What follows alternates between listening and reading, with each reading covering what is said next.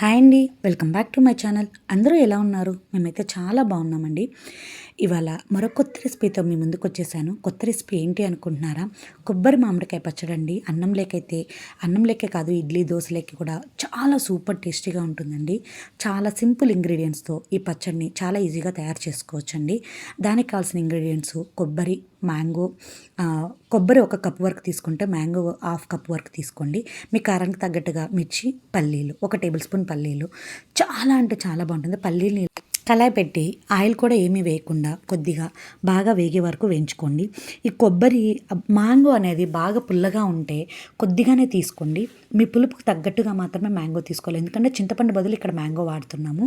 So పల్లీలు వేగాక ఒక మిక్సీ జార్లోకి ఈ పల్లీల్ని, అలాగే ఈ మిరపకాయలు మీ కారానికి తగ్గట్టుగా తీసుకోండి. ఎక్కువ కారం ఉంటే ఒక 3 నుంచి 4 వరకే తీసుకోండి. కారం కొంచెం తక్కువ ఉంది అనుకుంటే 6 నుంచి 7 వరకు తీసుకోవచ్చు. సో ఇట్లాగా అన్నిటిని తుంచి వేసుకోండి. ఇవన్నీ పచ్చివే చేసుకోవచ్చు, చాలా బాగుంటుంది. ఇడ్లీ, దోశ, చపాతీ లెక్క కానీ అన్నం లెక్క కానీ చాలా సూపర్ టేస్టీగా ఉంటుంది. అలాగే 4 వెల్లుల్లి, కొద్దిగా 1/2 టేబుల్ స్పూన్ వరకు జీలకర్ర వేసి కచ్చపచ్చగా గ్రైండ్ చేసుకోండి. సో ఇలా గ్రైండ్ చేసుకున్నాక దీనిలోనే కొబ్బరి ముక్కలు, మామిడికాయ ముక్కలు కూడా వేసేసి కొద్దిగా సాల్ట్ అంటే కల్లుప్పైనా వేసుకోవచ్చండి, అది మీ ఆప్షనల్. మీరు ఏ ఉప్పైనా వేసుకొని ఇక్కడ వీటన్నిటితోటి మరీ ఎక్కువ మెత్తగా కాకుండా కొద్దిగా కొంచెం బరకగానే పేస్ట్ లాగా చేసుకోండి.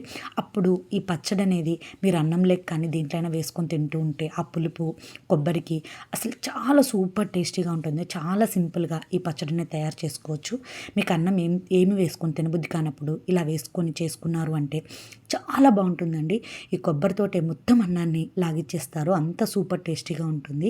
సో ఇది తినడానికి కారకారంగా, పుల్లపుల్లంగా చాలా అంటే చాలా బాగుంటుంది. కొబ్బరి టేస్ట్ అక్కడక్కడ తగులుతూ అంత బాగుంటుంది. చూడండి, కొంచెం బరకగానే ఉంచాలి, మరి మెత్తగా కాకుండా ఇలా చేసుకున్నారంటే చాలా బాగుంటుంది. ఆ తర్వాత దీనికోసం పోపు పెట్టండి. 2 నుంచి 3 టేబుల్ స్పూన్ల వరకు ఆయిల్ వేసుకొని ఆయిల్లో పోపు దినుసులు అన్నీ వేసుకోవాలి. మినపప్పు, పచ్చెనగపప్పు ఇవన్నీ వేసుకుంటే చాలా బాగుంటుందండి పచ్చళ్ళు.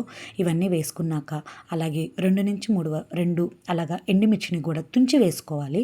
తుంచి వేసుకుంటేనే ఆ టేస్ట్ అనేది చాలా బాగుంటుంది. అలాగే కారానికి, పులుపుకి తగ్గ టేస్ట్ రావాలంటే కొద్దిగా ఇంగువను కూడా యాడ్ చేసుకోండి. అలాగే కొద్దిగా పసుపును కూడా వేసుకోండి. వేసుకున్నాక ఆ తర్వాత పచ్చెనపప్పు, మినపప్పు అనేది బాగా వేగాలి. వేగితేనే ఆ పోపుకి చాలా సూపర్ టేస్టీగా ఉంటుంది. అలాగే కొద్దిగా కరివేపాకు కూడా వేసుకుంటే ఆ స్మెల్ అనేది చాలా బాగుంటుంది.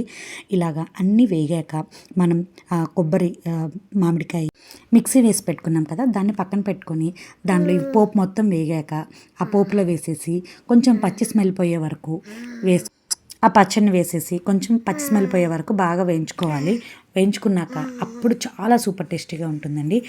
అన్నం, చపాతీ, ఇడ్లీ, దోశ దేంట్లోకైనా కానీ చాలా బాగుంటుంది. ఇవన్నింటినీ, పులుపుని, కారాన్ని అన్నింటినీ బ్యాలెన్స్ చేయడానికి కొద్దిగా ఇంగువ అయితే తప్పనిసరిగా వేసుకోవాలండి.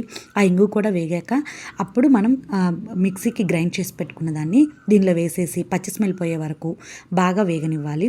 అంత సూపర్ టేస్టీగా ఉంటుందండి. మీకు టైం ఉంటే తప్పకుండా ట్రై చేయండి. ట్రై చేసి ఎలా వచ్చిందో నాతో కమెంట్ సెక్షన్లో షేర్ చేయండి. అలాగే ఇలాంటి మరిన్ని వీడియోస్ కోసం తప్పకుండా నా ఛానల్ని లైక్ చేసి సబ్స్క్రైబ్ చేసుకొని మీ ఫ్రెండ్స్కి కూడా నా వీడియోస్ని షేర్ చేయండి. చూడండి, ఇలా వేసాక బాగా పచ్చడిని, అంటే చెప్పాను కదా పచ్చి స్మెల్ పోయే వరకు బాగా కలబెట్టాలని, ఒక 2 నుంచి 3 నిమిషాల వరకు కలిపెట్టి ఆ తర్వాత దించేసుకొని సర్వ్ చేసుకోవడమే. చాలా సింపుల్గా, ఈజీగా ఈ పచ్చడిని తయారు చేసుకోవచ్చు.